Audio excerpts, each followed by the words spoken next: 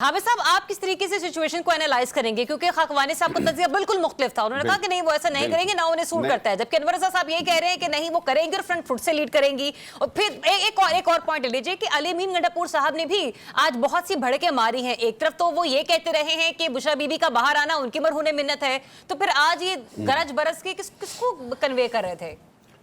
जरिया मैं अली अमीन गंडापुर साहब के हवाले से एक कमेंट करूंगा और फिर आपको कुछ बड़ी खबर भी दूंगा। अच्छा। अली अमीन गंडापुर साहब के हवाले से सिर्फ मैं ये कहूंगा कि उनका बहरहाल जो अंदाज सियासत है ना, अंदाज सियासत किसी भी अंदाज में पीटीआई के लिए फायदेमंद नहीं है, ना तो पीटीआई के कारकुनान के लिए। अच्छा। जिस तरह वो उनको डी चौक का कहकर और एकदम गायब हो गए, या ना ही इस तरह के जिस तरह के वो बयानात देते हैं और उसके बाद फिर मीडिया के ऊपर एक पीटीआई के खिलाफ एक पूरा बयानिया बना दिया जाता है, चाहे वो खवातीन के खिलाफ नामुनासिब अल्फाज की बात हो या कोई भी बात हो। सो अली अमीन गंडापुर की जो सियासत है उसके अंदर मैं नहीं समझता कि पीटीआई को कोई बहुत फायदा हो रहा है, और बतौर वजीर आला वो उससे जितना भी फायदा उठा सकते हैं या अपने आप को या पीटीआई के लिए कर सकते हैं, उनको वहां तक रहना चाहिए। इस तरह मेरा तो मशवरा भी है। दूसरी बात आपको बता दूं कि पिछले 3 दिनों में मैंने शहर इक़्तिदार में यह महसूस किया है कि बहरहाल हुकूमती ऐवानों में एक हलचल है। हुकूमती ऐवानों में कुछ दबे अल्फाज में वज़रा और हुकूमती अरकान, में नाम नहीं लूंगा,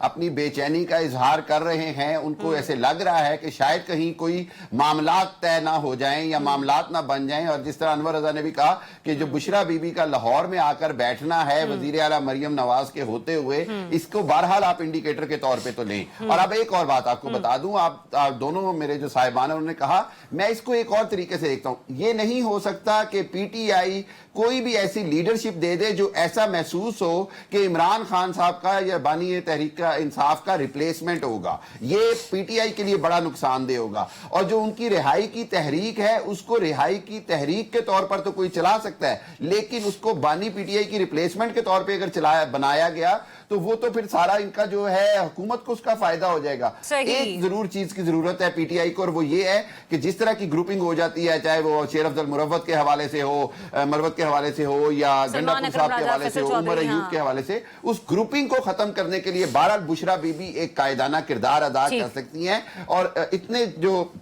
अनवर रजा की छोटी सी बात में इख्तिलाफ करूंगा, जो इतने अरसे में इन्होंने सियासत कर ली है, इतने अरसे में उन्होंने थोड़ा बहुत एक्सपीरियंस हासिल कर ली है। मैं समझता हूं कि इतने से वो अब इस पोजीशन में आ गई हैं कि पार्टी की लीडरशिप उनकी बात जरूर सुनेगी, और इमरान खान साहब की रिहाई के लिए मेरा ख्याल है कि उनका किरदार बड़ा कलीदी होगा। ठीक है, जुडिशल कमीशन की तश्कील के हवाले से ऑपोजिशन और हुकूमत की तरफ से नाम जो है वो सामने आ चुके हैं, जिसके बारे में हम ये कह सकते हैं कि अब जल्द ही आईनी बेंचेस का जो क़याम है वो अनकरीब है। लेकिन पलड़ा किसका भारी होगा? हुकूमत की तरफ से अगर देखा जाए तो वहां पर झुकाव ज्यादा नजर आ रहा है। उनका फेवरेट जो है पर्सन, अगर मैं कहूं कि जस्टिस अमीनुद्दीन को वो बड़ा फेवरेट करार देते हैं तो यह गलत नहीं है। लेकिन जहांगीर जदून साहब, क्या लगता है आपको, जिस तरीके से जस्टिस याहिया अफरीदी साहब का इंतखाब हुआ मनपसंद शख्सियत के हवाले से, वो अलग है कि वो कंट्रोवर्शियल नहीं है, लेकिन अब उसी तरीके से आईनी बेंचेस का भी जब क़याम अमल में लाया जाएगा, who will be the favourite one?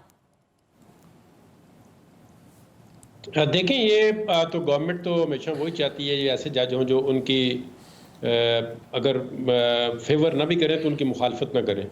तो ऐसा मुमकिन नहीं होता। जज का काम होता है डिसीजन देना, चाहे वो गवर्नमेंट के खिलाफ हो या उसके अगेंस्ट हो। अगर कानून और आइन के मुताबिक कोई फैसला गवर्नमेंट के खिलाफ बनता है तो वो उनको एक्सेप्ट करना चाहिए। अगर कोई आइन और कानून के मुताबिक कोई फैसला नहीं बनता तो वो नहीं करना चाहिए। अब ये तो नहीं ये तेरा जज ये मेरा जज, इस तरह जुडिशरी पे जो डिवाइड पैदा की गई पिछले 4-5 सालों में, ये इसके लिए बहुत नुकसानदेह साबित हुई है। अभी देखें ना, ये काजी फाइसा के रिटायरमेंट से पहले क्या हालात थे कि 6 जजेस ने रेफरेंस में शिरकत नहीं की, फिर एक दूसरे को इतने सख्त किस्म के खत लिखे हैं, वो बतौर इदारा इस पर बड़े अटैक किए गए हैं। लेकिन अभी जस्टिस ये अफरीदी के आने से हम कहते हैं कि वो सर्वाइव कर गया और उसकी स्ट्रेंथ जो है बढ़ेगी, क्योंकि उन्होंने फौरन फुल कोर्ट मीटिंग बिठा ली। जब जो चीफ जस्टिस भी अगर फुल कोर्ट मीटिंग नहीं बिठा सकता सुप्रीम कोर्ट के, इसका मतलब है वो सुप्रीम कोर्ट को यूनाइट नहीं रख सकता। किसी वक्त भी अगर वो चाहे कि वो फुल कोर्ट बिठाए और नहीं बिठाता या उठा नहीं सकता, इसका मतलब है वो कॉन्फिडेंस जो है सुप्रीम कोर्ट की खो चुका है। और सुप्रीम कोर्ट की जो कॉन्फिडेंस होती है वो पब्लिक कॉन्फिडेंस पे डिपेंड करती है कि आप पब्लिक जो है वो अगर जजेस पे या सुप्रीम कोर्ट पे कॉन्फिडेंस रिपोज करते हैं, उसका मतलब है सुप्रीम कोर्ट ठीक काम कर रही है। तो सुप्रीम कोर्ट में तो देखें, अगर मन माने या इस तरह कहेंगे ये मेरा जज आएगा, तो गवर्नमेंट ने की तो जो अच्छा कमीशन की जदू साहब, सूरत है, मुझे ये बताइएगा, कहा जा रहा है कि कल जुम्मे के रोज एक बिल पेश किया जाएगा जिसमें जजेस की तादाद बढ़ाने के हवाले से कहा जा रहा है कि उसको मंजूरी भी मिल जाए। अगर ऐसा हो जाता है आईनी बेंचेस के क़याम से पहले ही और जुडिशियल कमीशन के क़याम से पहले भी, तो फिर उस वक्त तरतीब क्या होगी, या फिर सुप्रीम कोर्ट की अपनी सुप्रीम पॉलिटिक्स क्या होगी, किन जजेस को आईनी बेंच में भेजा जाएगा?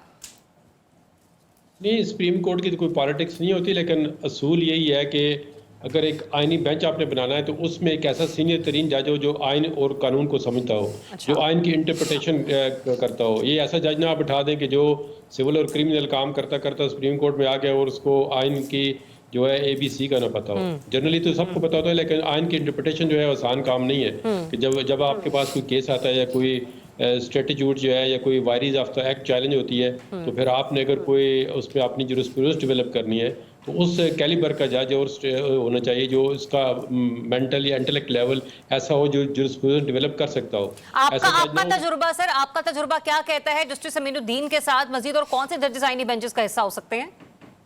मेरे ख्याल में तो जस्टिस अमीनुद्दीन जो है वो कॉन्स्टिट्यूशनल बेंच के लिए सूटेबल जज नहीं है। अच्छा, अगर कॉन्स्टिट्यूशनल बेंच में आपने बनाना है तो 3 सीनियर मोस्ट जजेस जो हैं या चीफ जस्टिस खुद उसके हेड हों या फिर मुनीब अख्तर हो, और या सबसे ज़्यादा तो बेस्ट ये है कि सैयद मंसूर अली शाह हो। अगर उनको चीफ जस्टिस भी नहीं बनाया तो फिर वो सर ये बातें तो आप अखलाकी जवाज के हवाले से कर रहे हैं ना, और सीनियरिटी के हवाले से बात करें। मैं तो यहाँ पर हुकूमत की प्राइम पॉलिटिक्स के हवाले से बात कर रही थी। अखलाकी तो नहीं, मैं सीनियरिटी की बात से सुप्रीम कोर्ट के 3 सीनियर जज तो यही हैं, फिर मंसूर शाह और मुनीब अख्तर। इसके अलावा अब देखिए अपने आईनी बेंच बनाना है जिसने आइन का सबसे बड़ा, और सुप्रीम कोर्ट की सारी पावर जो है वो कंसंट्रेट करके अपने आईनी बेंच को दे दी है।